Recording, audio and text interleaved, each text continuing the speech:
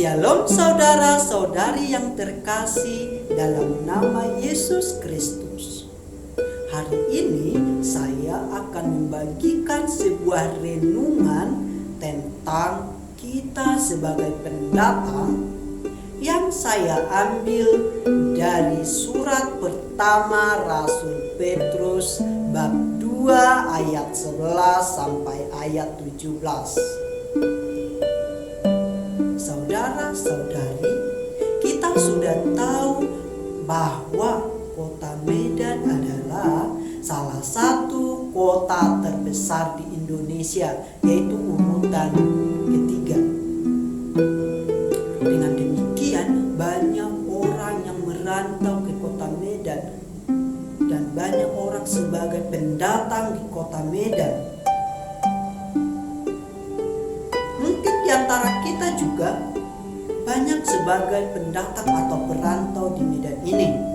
Tentu banyak pengalaman-pengalaman yang kita temukan sebelum kita berangkat dari rumah, sebelum kita berangkat dari desa atau kampung halaman kita. Pasti orang tua memberikan banyak nasihat-nasihat yang baik. Setelah kita sampai di Medan ini, kita harus lagi belajar bagaimana beradaptasi dan bersosialisasi di daerah yang baru. Kita harus mengikuti segala peraturan yang ada di kota Medan. Hari ini, Rasul Petrus menuliskan sebuah nasihat yang sangat luar biasa kepada para pendatang atau perantau yang ditujukan kepada para pendatang yang tersebar di berbagai kota di wilayah Kekaisaran Romawi. Mereka ini adalah orang-orang percaya yang tersebar ke berbagai daerah karena penganiayaan atau pengusiran karena iman mereka. Namun demikian, renungan ini, nasihat ini juga sangat relevan bagi diri kita. Kita semua juga adalah pendatang dan perantau. Dalam artian, kita hidup di dunia ini yang sebenarnya bukanlah tempat kita yang sesungguhnya. Rasul Petrus menggunakan istilah menumpang di dunia untuk menunjukkan bahwa kita adalah orang-orang pendatang dan perantau di dunia ini. Saudara-saudari yang terkasih dalam nama Yesus Kristus, Rasul Petrus memiliki beberapa nasihat yang dapat kita lakukan dalam kehidupan kita sebagai perantau dan pendatang. Pertama, Rasul Petrus mengajarkan supaya kita menjauhkan diri dari berbagai keinginan-keinginan daging yang melawan jiwa kita. Ini terdapat dalam ayat 11.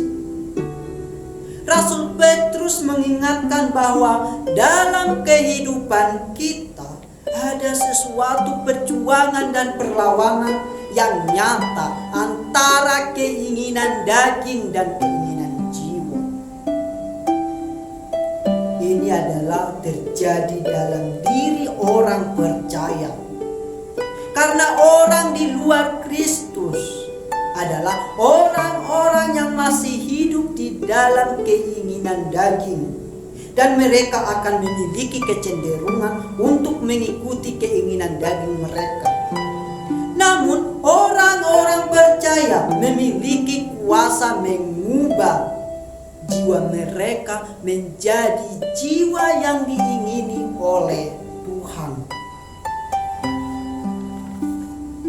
Nasihat yang kedua, Rasul Petrus mengajarkan supaya kita memiliki cara hidup yang baik di tengah-tengah masyarakat asli.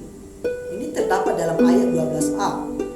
Sebagai pendatang dan perantau, tentu saja kita akan menjadi sorotan dan pusat perhatian masyarakat asli. Ketika kita memiliki cara hidup yang tidak baik, tentu saja sekeliling kita akan mencemooh dan menganggap bahwa semua orang Katolik adalah tidak baik. Ini adalah beban yang memang harus kita sadari untuk kita tanggung. Kita punya tanggung jawab untuk senantiasa memuliakan Tuhan. Bahkan kita harus membuat orang lain memuliakan Tuhan ketika mereka melihat kehidupan kita. Ini terdapat dalam ayat 12c. Nasihat yang ketiga, Rasul Petrus mengajarkan supaya kita tidak membuka celah yang memungkinkan orang lain menfitnah kita. Ini terdapat dalam ayat 12b. Kita sebagai pendatang atau perantau di daerah yang baru, tidak semua orang akan suka dengan kehadiran kita. Bahkan mungkin saja cukup banyak orang yang tidak suka dengan kehadiran kita. Dan mereka mencoba mencari kelemahan-kelemahan kita dan menjatuhkan kita. Mereka bisa saja menfitnah kita dari kelemahan-kelemahan yang ada dalam diri kita.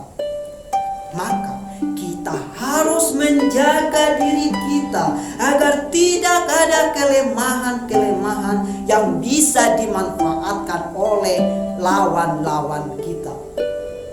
Jika ada pun, kita harus tetap menunjukkan bahwa kita adalah pengikut setia Kristus dengan cara melakukan kebaikan-kebaikan kepada sesama, baik itu hal kecil.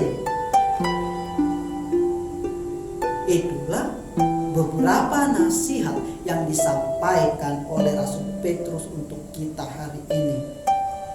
Saudara-saudara yang terkasih dalam Yesus Kristus, sekali lagi kita harus ingat bahwa kita semua adalah pendatang dan perantau di dunia ini.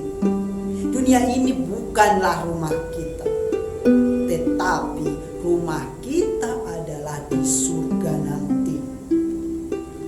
Oleh karena itu, kita harus kembali mengingat hal ini terus-menerus supaya hati kita tidak terikat dengan segala sesuatu yang ada di dunia. Karena dunia itu memberikan kenikmatan-kenikmatan semata.